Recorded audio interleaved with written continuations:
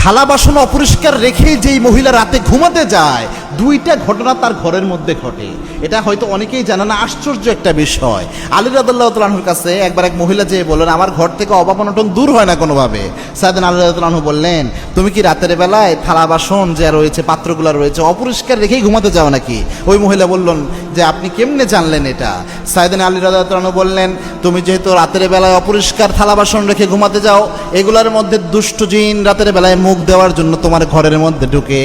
আর দুষ্ট জিন যেই ঘরের মধ্যে আনাগোনা থাকে, ওই ঘরে কখনো রিজিকের বরকত থাকে না। এরকম একটা কৌল আলী রাদিয়াল্লাহু আনহু থেকে পাওয়া যায়। সুতরাং দুষ্ট জিন, এবং হাদিসে তো রাসূল সাল্লাল্লাহু আলাইহি ওয়াসাল্লাম জানিয়েছেন যে খাবার বাড়ার ক্ষেত্রে, খাবার ঢেকে রাখার ক্ষেত্রে বিসমিল্লাহ বলার কথা কেন বলেছেন?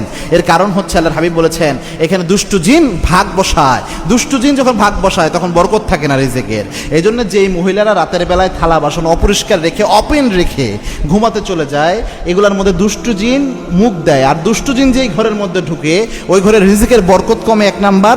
2 নাম্বার হচ্ছে স্বামী স্ত্রীর ঝগড়া লাগানোর জন্য দুষ্ট জিন সবচেয়ে বেশি চেষ্টা করে। কেননা দুষ্ট জিন সবচেয়ে ইবলিস শয়তানরে খুশি করতে পারে স্বামী স্ত্রীর ঝগড়া লাগাইতে পারলে এবং তালাক ঘটাইতে পারলে। এটা মারাত্মক বিষয়। এই জন্যে এই কাজটা করবেন না। যদি কোনোভাবে রাতে পরিষ্কার সম্ভব না হয় করা, তাহলে আপনার বেসিনের মধ্যে উল্টাইয়া রাখলেন, বা সবগুলো এক জায়গায় করে একটা কিছু দিয়ে ঢেকে রাখেন।